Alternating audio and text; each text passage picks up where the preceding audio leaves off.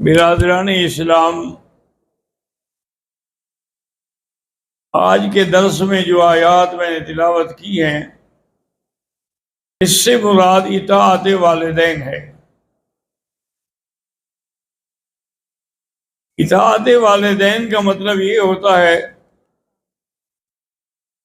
کہ ان کے ہر حکم کی تعمیل کی جائے،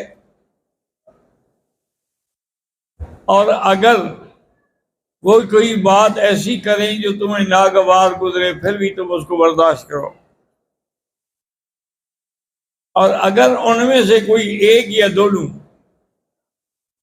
بڑھاپے کی عمر میں آ گئے ہیں تو پھر ان کے سامنے کوئی ایسا کلمہ نہ کہیں جو ان کی توہین کا باعث ہو، اور ان کے سامنے اپنے کندھے جھکا کے رکھے، معنی یہ ہے کہ فرما بردار رہیں۔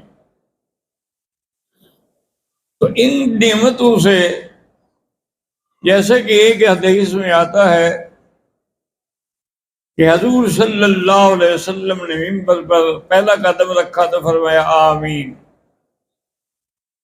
دوسرا قدم رکھا تو فرمایا آمین، تیسرا قدم رکھا تو فرمایا آمین۔ ساری باتیں ہونے کے بعد میں صحابہ نے پوچھا حضور آپ نے پہلے تو کبھی ایسا نہیں کیا؟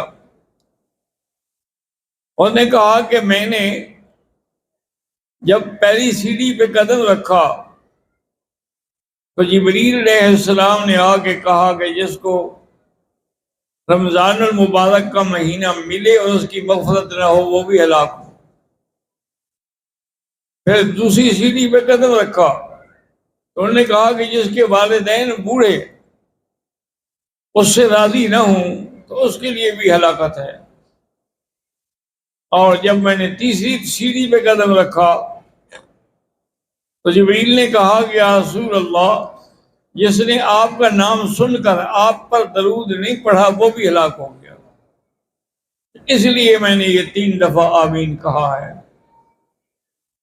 اور اسی طرح حدیث مبارک میں آتا ہے کہ ایک صحابی نے حضور سے پوچھا من احق بصحابتی، سب سے زیادہ بہتر مجھ پر اللہ رسول کے فرمان کے بعد کس کا حق ہے؟ آپ نے فرمایا امک کا، تمہاری والدہ کا حق ہے۔ اور نے کہا ثم من، پھر فرمایا امک کا، تمہاری ماں کا حق ہے۔ انہوں نے کہا جی ثم من، اس کے بعد فرمایا امک کا۔ انہوں نے کہا جی اس کے بعد فرمایا ابو کا۔ تو چوتھی دفعہ پر حضور نے باپ کا نام لیا اور 3 دفعہ حضور صلی اللہ علیہ وسلم نے والدہ کا نام لیا۔ اس کی وجہ یہ ہے کہ والدہ جو ہے حملتہ امہ کرہا ووضعتہ کرہا، وہ تکلیف کے ساتھ بچے کو پیٹ میں اٹھاتی ہے اور تکلیف کے ساتھ اس کی ولادت کو برداشت کرتی ہے، اور تکلیف کے ساتھ پھر اس کو رضاعت کا مسئلہ حل کرنا ہوتا ہے۔ تو جب وہ 3 مشقتیں اٹھتا رہی ہے تو اس لیے ان کا حق بھی 3 دفعہ مقدم ہے، اس کے بعد پھر والد کا نام ہے۔ اور اسی طریقے سے حضور صلی اللہ علیہ وسلم کی خدمت میں ایک صحابی آئے، انہوں نے کہا یا رسول اللہ اصبت حدا فاقمہ، مجھ سے بہت بڑا گناہ ہو گیا ہے، مجھ پر حد جاری کریں۔ آپ نے فرمایا کہ حل من ابواک حی، تمہارے والدین میں کوئی زندہ ہے؟ انہوں نے کہا جی دونوں زندہ نہیں۔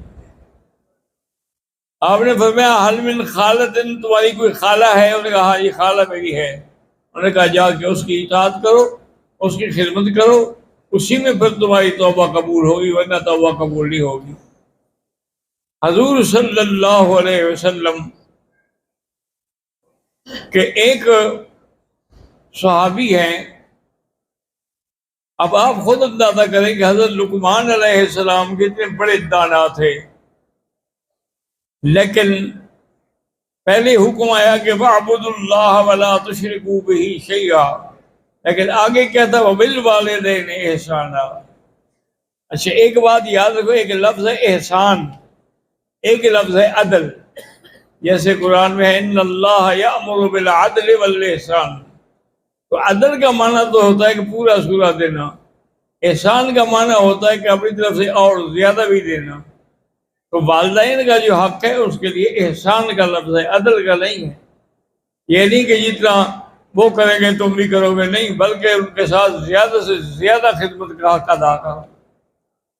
ایک دفعہ حضور صلی اللہ علیہ وسلم کی ایک روایت میں آتا ہے کہ ایک صحابی آیا، انہوں نے کہا کہ یا رسول اللہ انی استشیرک، میں مشورہ چاہتا ہوں، انی اجاہد فی سبیل اللہ، میں اللہ کے راستے میں جہاد کو نکلوں.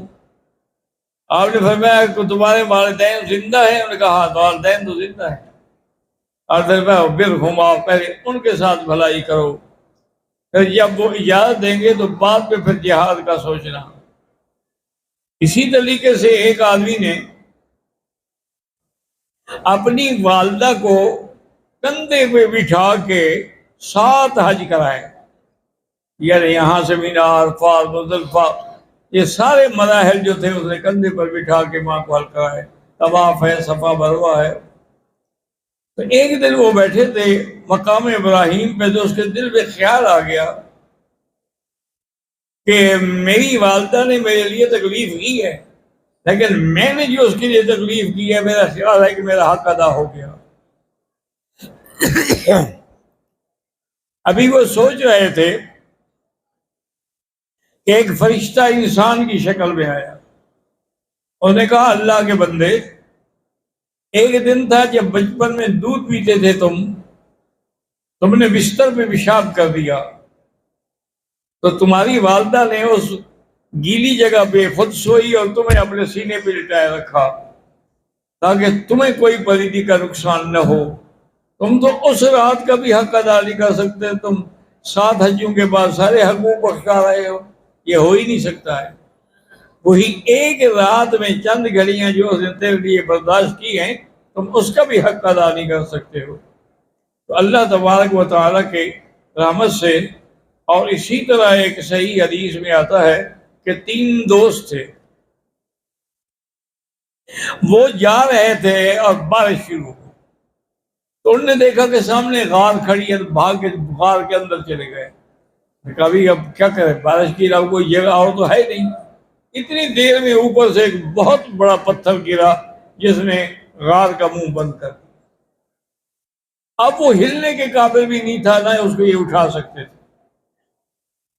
پھر آپس میں بیٹھ کے انہوں نے مشورہ کیا، انہوں نے کہا ایسا کرو کہ ہر آدمی اپنا نیک عمل یاد کر کے پھر دعا کرے. تو اس میں سے ایک آدمی نے کہا کہ یا اللہ تو جانتا ہے کہ میں بکریاں چرانے کے بعد جب واپس آتا تھا، دودھ نکالتا تھا، تو سب سے پہلے میں والدین کو پیش کرتا تھا، اس کے بعد میں بچوں کو دیتا تھا، اس کے بعد پھر میں دودھ پیتا تھا. ایک دن وہ لے کے آیا اور جب وہاں گیا دیکھا تو والدین کو تو نیند ہے، وہ اسی طرح پیارا لے کے کھڑا رہا.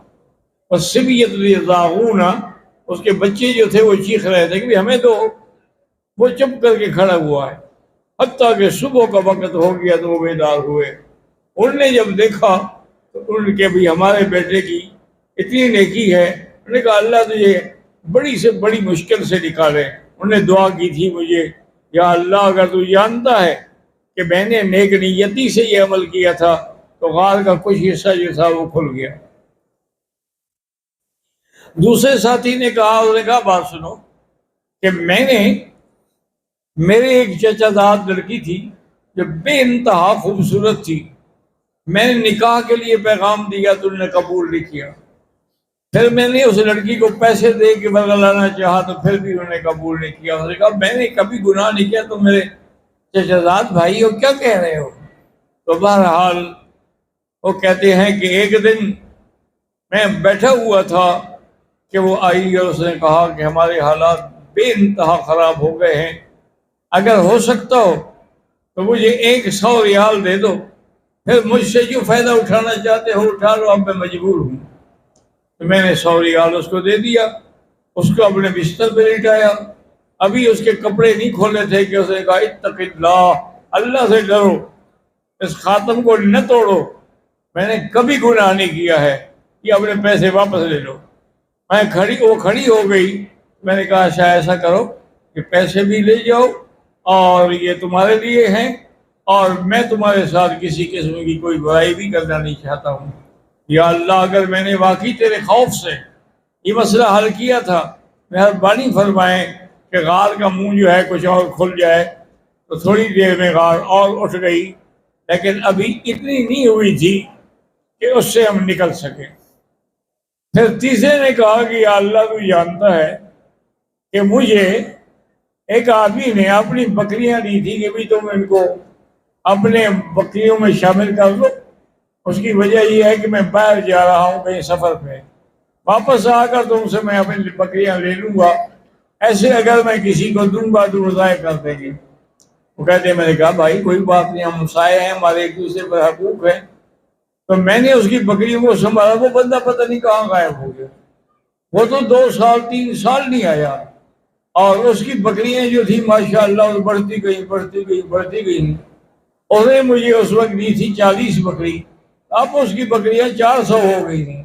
کہتے ہیں کہ میں ایک دن ٹھہرا ہوا تھا کہ وہ آ گیا۔ میں نے کہا اللہ کے بندے کہاں گئے تھے تم؟ انہوں نے کہا بھائی میں کسی مشکل میں تھا، واپس آیا ہوں، اگر مہربانی کرو تو میری بکریاں واپس کر دو۔ میں نے کہا بھائی یہ ساری بکریاں جو کھڑی ہیں سب تیری ہیں، سب۔ انہوں نے کہا مذاق کرتے ہو؟ انہوں نے کہا مذاق کس بات کا ہے؟ اللہ نے تیرے مال میں برکت ڈالی ہے، اور تیری وجہ سے میرے مال میں بھی برکت ہو گئی ہے۔ اس نے میرے لیے دعائیں کی، یا اللہ اگر میں نے تیری رضا کے لیے اور ایک مسکین کی مدد کے لیے قدم اٹھایا تھا، اتنی دعا ختم ہوئی اور غار کا منہ پورا کھل گیا، اور وہ تینوں جو تھے تینوں غار سے نکل کے باہر آ گئے۔ اللہ تبارک و تعالیٰ آپ کو بھی اور ہمیں بھی صحت و عافیت والی زندگی نصیب کرے۔